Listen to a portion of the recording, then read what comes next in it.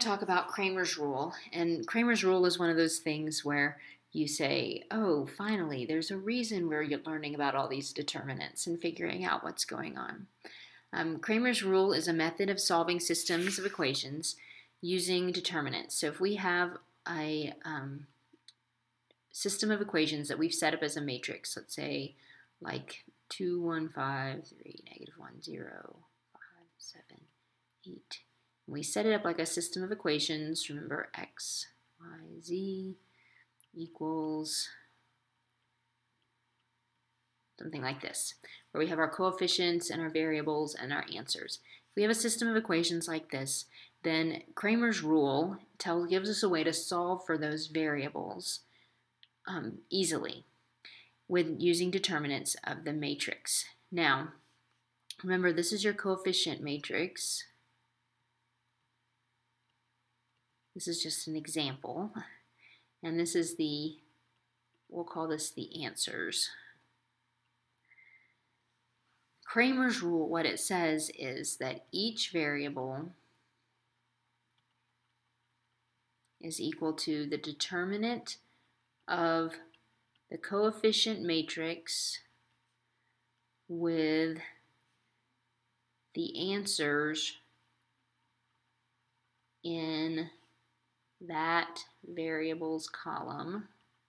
And I'll show you an example of what I mean by that, divided by the determinant of the coefficient matrix. So if I wanted to solve for x in this one, this is the x column. So for the top, I'd put this 1, 2, 3 instead of the 2, 1, 5. And then I'd have a new matrix, and I'd find its determinant. Now, proving Cramer's rule is way beyond the scope of this course, so you're just going to have to trust us that this works, and we'll work some out and see if we can make sure we've got it down. So let's look at an example. If we have this system,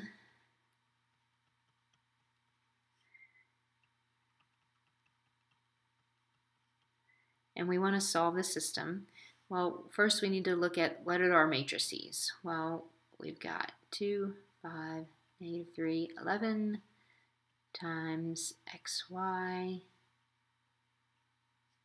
equals negative 16, 34. So first thing you want to do is find the determinant of your coefficient matrix, because you're going to need that for all of your variables. So the determinant of our coefficient matrix, okay, 22 minus negative 15 is 37. So there's our determinant of our coefficient matrix.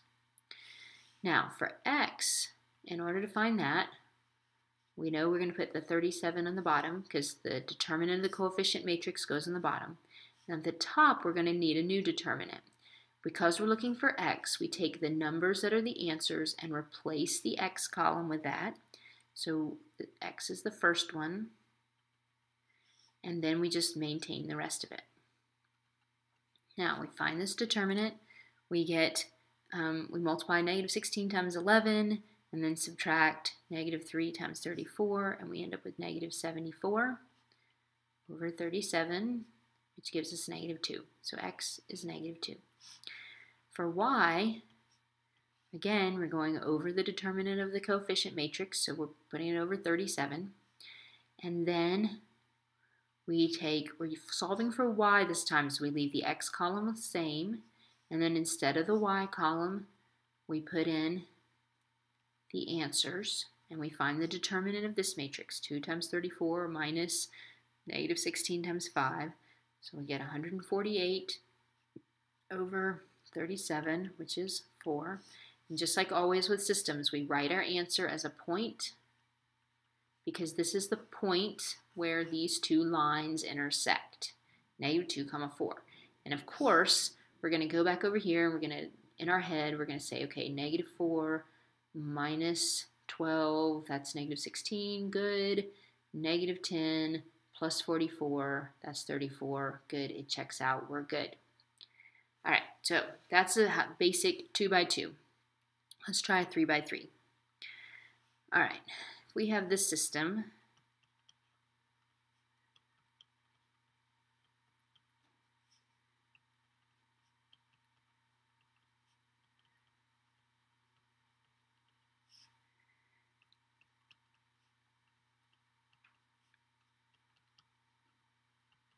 So here's our system. We want to solve it. 3 variables, 3 equations, so we can get a particular solution. So the first thing we need is we need the determinant of that coefficient matrix. So we write our coefficient matrix out.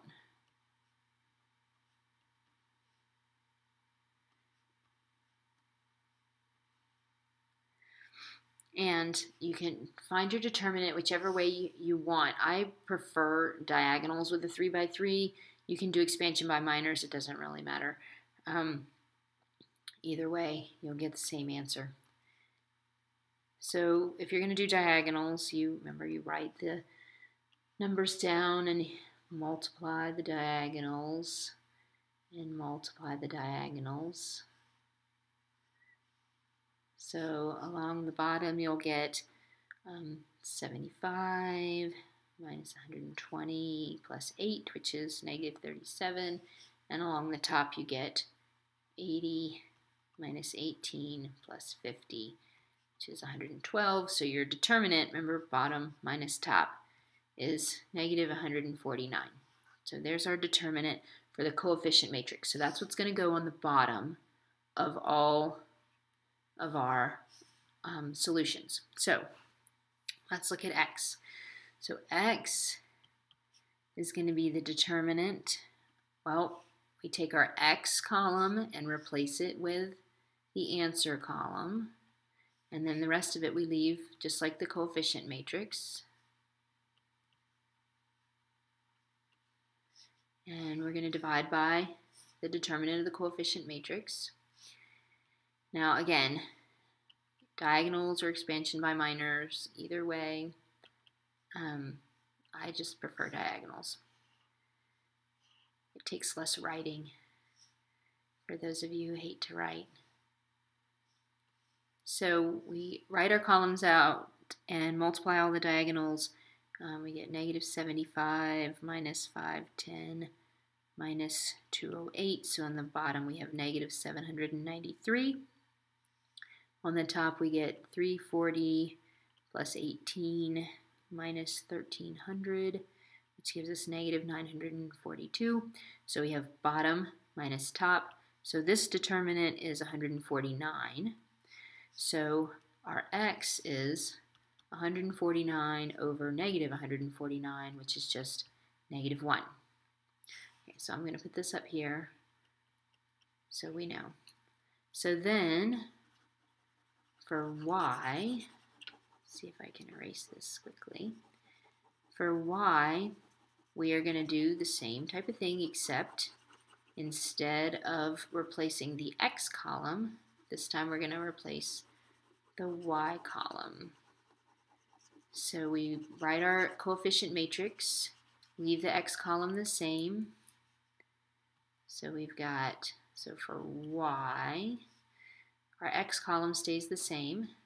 We replace our y column, and then our z column stays the same. Now, again, we're going to do our diagonals here. So we rewrite out the first 2, that's positive 26, and then multiply our diagonals. So on the top we get 416 plus 153 plus 15, which is 584. And on the bottom we get 390 minus 36 minus 68, which is 286. So we have 286 minus 584, which is negative 298. So we have, for y, we have negative 298 over negative 149, which is the same thing as 2. So we know that y is equal to 2. So then, if we want to do z, again, it's the same thing.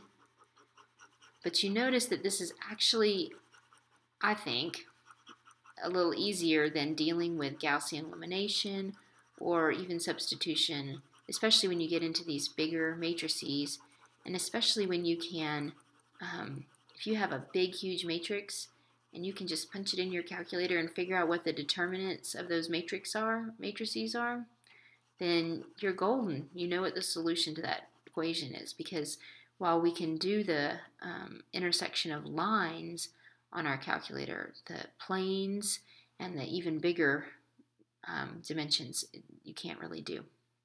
So for z, we leave our x the same, leave our y the same, and then for our z, we put in the answer column. And then again, write out the next columns and multiply our diagonals.